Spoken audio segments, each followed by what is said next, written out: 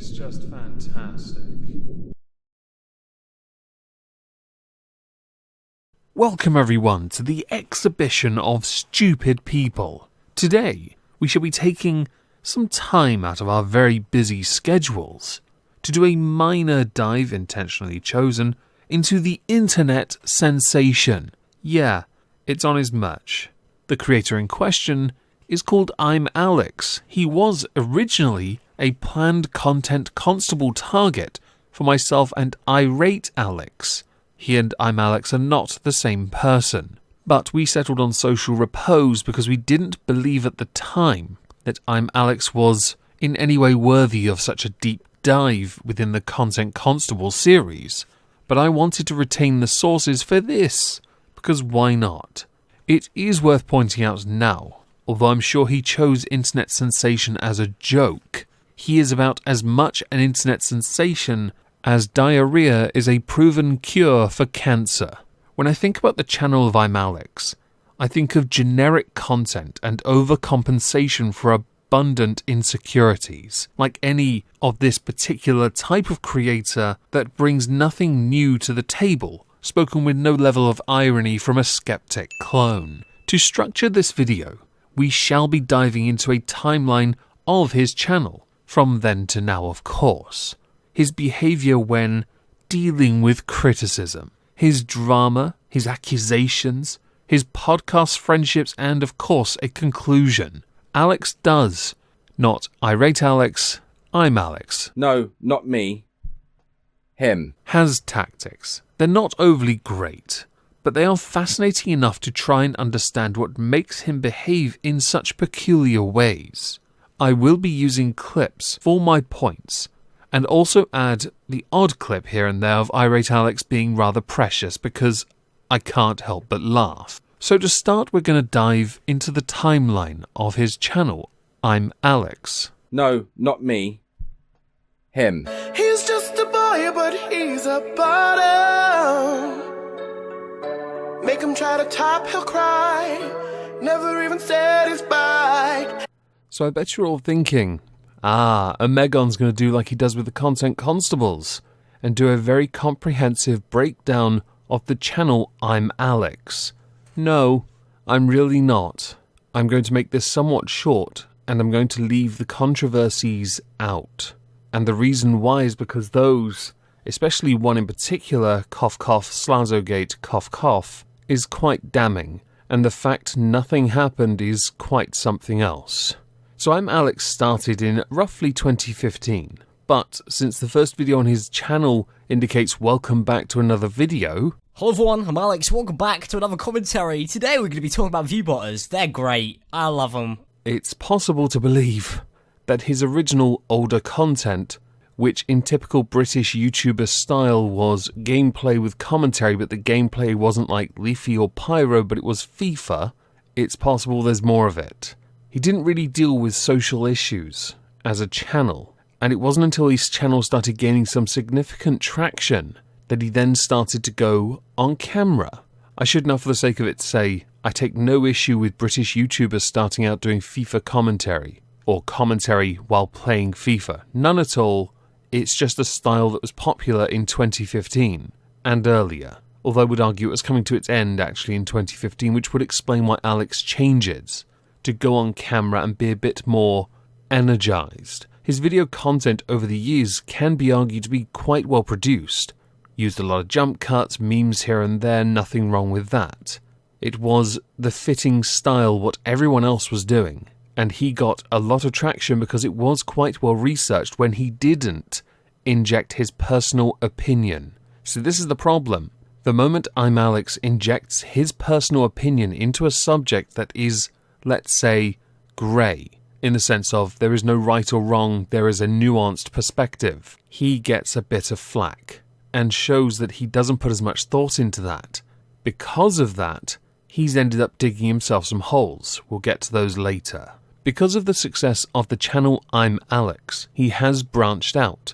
He does have a channel called Lil Revenue. He hasn't used it in 5 months. I do not recommend listening to the 3 videos there. Jesus Christ. He has Alex Elmsley, which he hasn't used in 6 months. Nothing much to add there, there's only 2 videos there. He has the Internet Sensation podcast, which hasn't been used in 8 months. It was doing reasonably well, to be honest. Reasonably, for a podcast. Since most YouTubers within his particular sphere do podcasts as well, he was hoping to build an audience to get some of that sweet, sweet Spotify money. Nothing against that, by the way. Just stating what usually happens. He also has Imallexx Live, where he streams gameplay. Yes. But he's also a part of E-Boys, which would be Memulus, Willany, Imallexx, and James Marriott. And E-Boys, at the moment, is absolutely smashing it with their challenges, experiments, and their podcast, which would explain why Imallexx no longer uses the vast majority of other channels he has, and why the Internet Sensation podcast is dead. When it comes to the podcast, the Internet Sensation and E-Boys, there is a pattern in behaviour there. Alex isn't the most outspoken of the group, but when he does speak, it's usually trash. He is, for the sake of it, the pegging stick. To be fair, Jack did say that this was going to end up being 5 men on Alex by the end of it. Spit roasting him. Yes, he's the apparatus one uses on another. Going back to his main channel, Alex knows how to play the game, which is how his views have always maintained a certain level of consistency.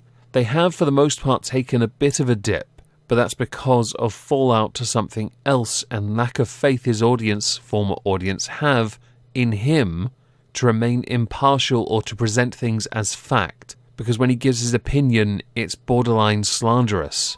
Then again, as is the case with those that clickbait the living feck out of their video titles and thumbnails, which there's nothing wrong with, it gets the views, I would expect nothing less than lies and deceit, who in one hand will absolutely dump on vloggers because it's all fake, which it is. I'm 100% sure that there are a bunch of sketches that, if they don't actually end up being sketches, are very, very, very real. And that's where a line in the vlog gets blurred, because anything can be a bit. And I think that's my problem with vlogging nowadays. It's not the idea that people could do that, because I personally love the sketches in David Dobrik's vlogs. And although it is very weird to encourage that behaviour for your comedy sketch American life show, sometimes the audience are the people who can't really, figure out what is real and what isn't, and apparently some of the people in them. The American ones especially, he's very elitist. The British ones are different, because he knows them, they're his friends, and they're total legitness. And at the same time, he will lie through his teeth, like he has done with some of the incidents we're now going to address. I was going to start with Slazogate, but I think I'm going to start with Jackmate. I love men. So Of the 3 controversies I'm now going to go through, this one, the first one with Jackmate, is arguably the best handled. Turns out, if you used to work together and used to be friends, it's not overly difficult to arrange a way of resolving differences without having to resort to diss tracks or a boxing match, both of which are highly entertaining, but I do prefer a peaceful resolution if one can be attained. What started this was a response video done by Jackmate to a Alfie Days, air quote, honest video answering those burning questions people have for Alfie Days and Zoella, the more awkward ones. Alfie enlisted the help of iNabba and Imallexx. At the time, they were a lot smaller as channels. The social awkwardness of Imallexx in this particular video was very much obvious to see. Alfie Days has this level of arrogance. While trying to appear to be someone that is down with the people, he's not. He's a millionaire that lives in a mansion, who is about as out of touch with reality as a corporate boss, or a politician who is trying to act like he's one with the kids. During Jackmate's response to this, he called out Imallexx, saying that he bottled it when it came to pushing Alfie to answer certain questions that he was not answering, or allowing Alfie to speak over him. iNabba was no better, by the way, but we are of course focusing on Alex for this.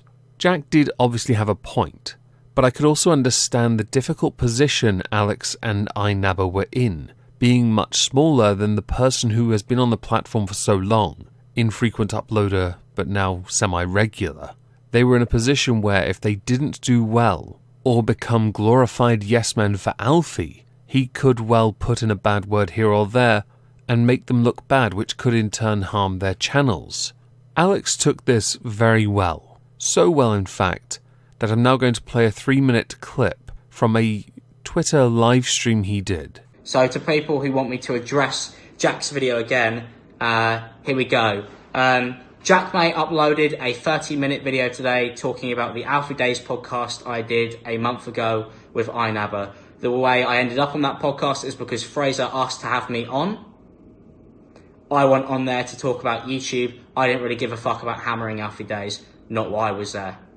The podcast was 4 hours long, admittedly, was cut down in half. Didn't appreciate that, really.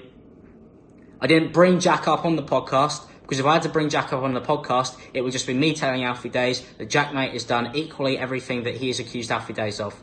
I didn't want to do that to Jack, because he was my friend. So I didn't, out of respect.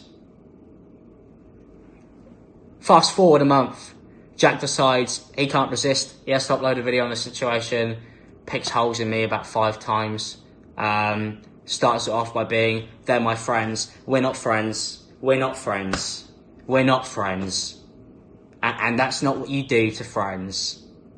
So even if we were, not anymore.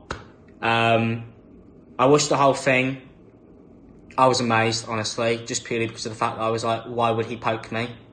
Why would he poke me? I'm going to have to respond. Why would he do this? Why would he force my hand? And I was more disappointed by that.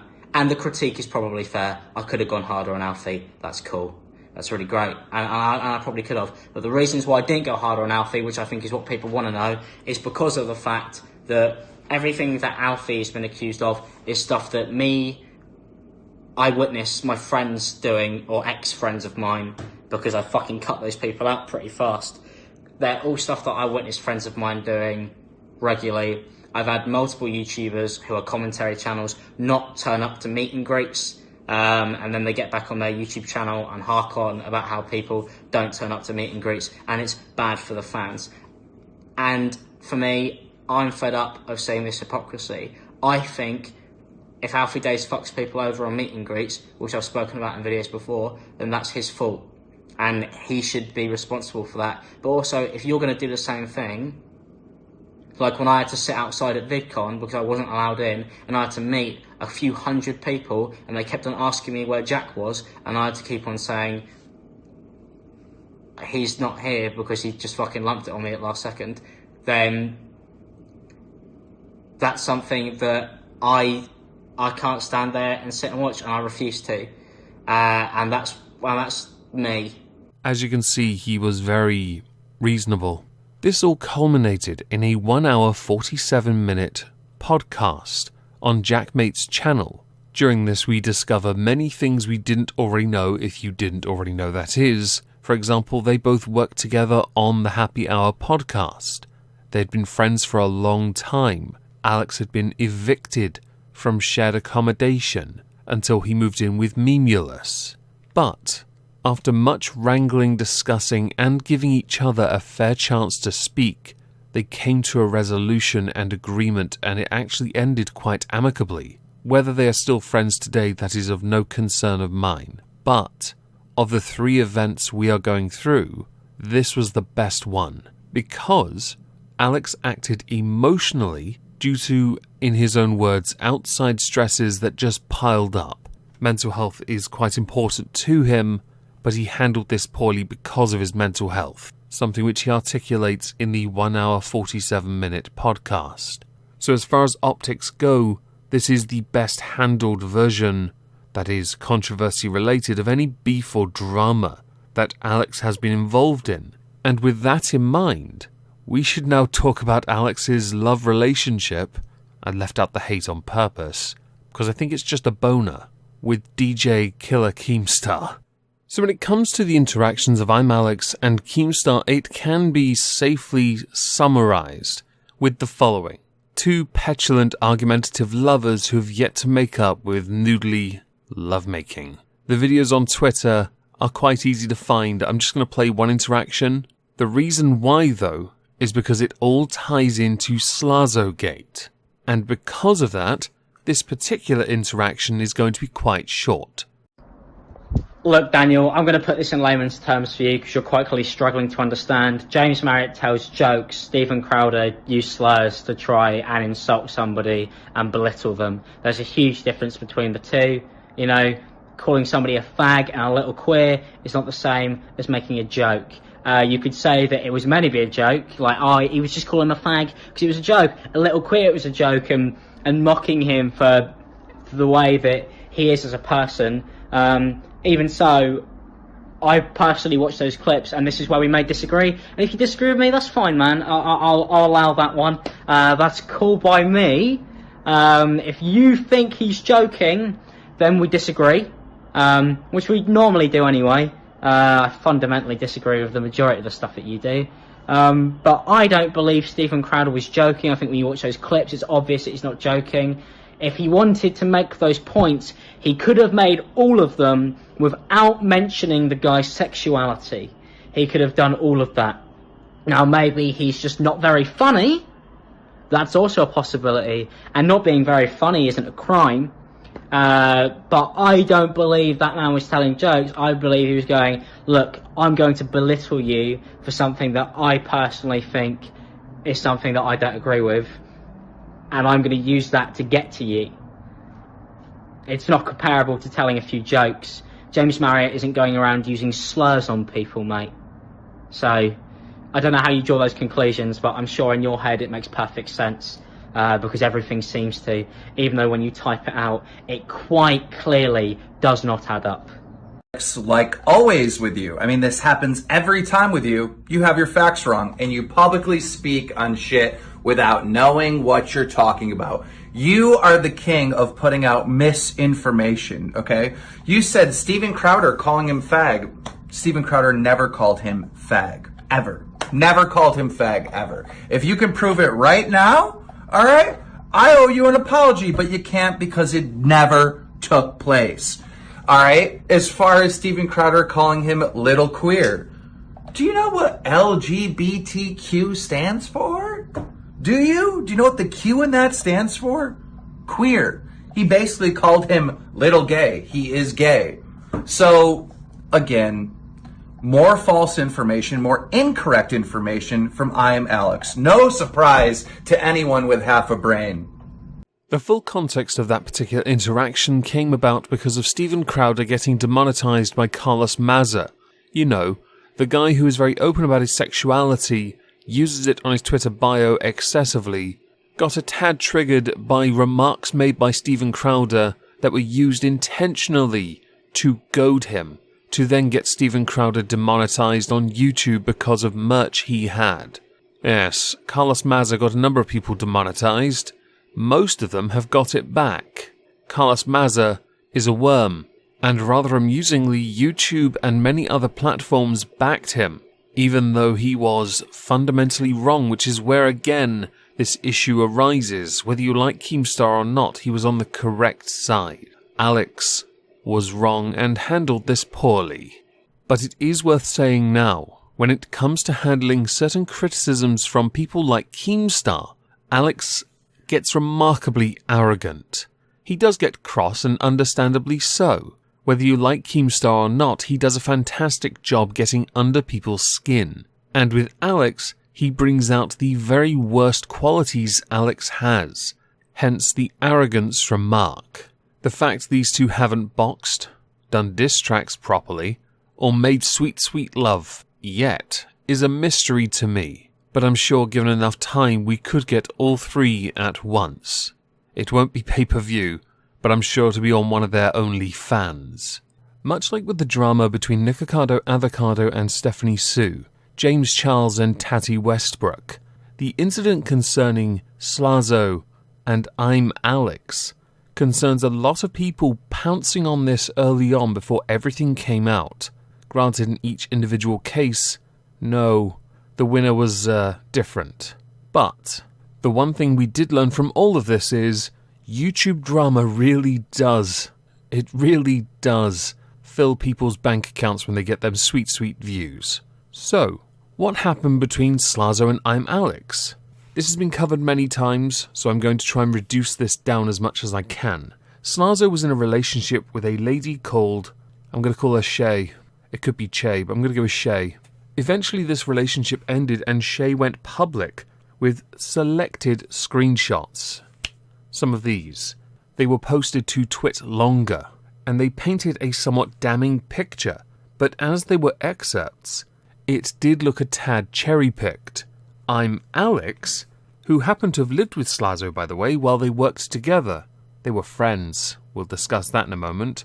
Upon seeing this TwitLonger, decided to unfriend and call out Slazo long before any response came from Slazo. He also never asked for Slazo's side. He instead decided, because Me Too was in full swing, to simply listen and believe. I should now say, for the sake of it, I'm not convinced Alex was friends with most of the people he's interacted with. Because they all live and breathe YouTube, it is very much a business relationship with the majority of them. Slazo lost, until he responded, about 50,000 subscribers, along with a number of friends, and had publicly remained quiet on this for quite some time. Alex, though, didn't stop.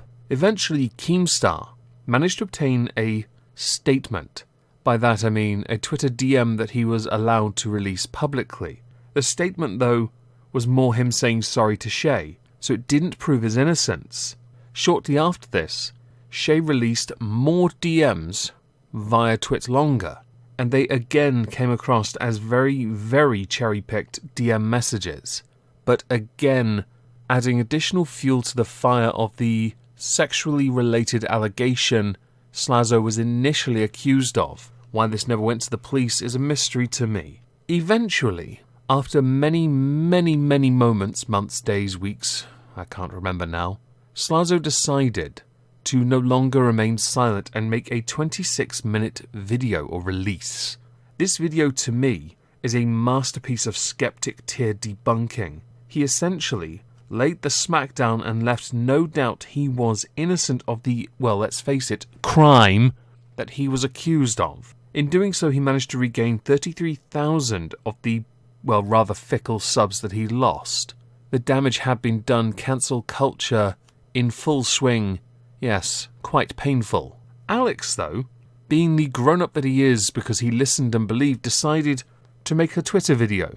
I want to make a statement because of the fact that obviously I came out and supported Che when she posted her TwitLonger, and obviously now Michael's video has come out where he's debunked some of the things that were put in there. First of all, I already knew that some of the screenshots that were used in Che's TwitLonger were jokes. I was very much aware of that, but I never had an issue with that, and I want to make that clear. Stupid jokes are stupid jokes. I don't think that's the problem. My problem with Michael was him admitting to doing things that he knew Che may not have wanted to do and being incredibly forceful and almost demanding. I don't believe he's innocent. I don't think he's innocent at all. Che may not also be innocent and may have hid stuff and used jokes to try and maybe push a certain agenda. But at the same time, the stuff that Michael admitted to is stuff that makes me not want to be friends with somebody who is capable of doing those things. This trend of listen and believe, oddly enough, crops up in one other incident concerning James Charles and Tati Westbrook. I earlier mentioned it, didn't I? Because when that happened and Tati went public, Alex listened and believed on that one too. Turns out, Alex is that kind of guy. He wants to stand up for the poor defenseless woman, even if the poor defenseless woman is lying through their teeth. Shay lied. Tati lied. You were called out by Keemstar for this. You were called out by a lot of creators after this, and you ignored it. You make videos cancelling people all the time, or videos that imply cancelling people when in fact it's somebody you're responding to who is calling for cancellation because you know how to clickbait like a pro. It is a disgusting tactic from somebody who refuses to see sense, and because of it, you lost a, I'm going to air quote the word, friend, and the respect of the majority of commentators who to this day make videos on you because you're still to them nothing more than a Twinkie lol cow who can't take criticism because, let's face it, you would rather listen, believe, cut ties and not be held accountable by your own peers, the same peers that defend you vehemently Will NE being a perfect example, Memulus another, because in truth you are an arrogant coward. You are the type when people have a fight, you're the one telling your friends to hold me back, and then you get your biggest friend to step in. I think I did a good enough job there, condensing that down and adding my own little bit of criticism. Was that the conclusion? Nah, here's the conclusion. I'm Alex. You are a typical cliché British YouTuber. Surrounded by YouTubers, you live, breathe and exist on YouTube. Whether you have a life away from it, I'm not sure, and I'm not convinced. But you have shown that with great power that you have, comes great arrogance. It is unbecoming of somebody like you to behave in such a way, such an elitist snob, that listens and believes when you yourself have made videos debunking in the past, to fundamentally forget this in favour of just listening to everyone but the person being accused. You're a tad pathetic.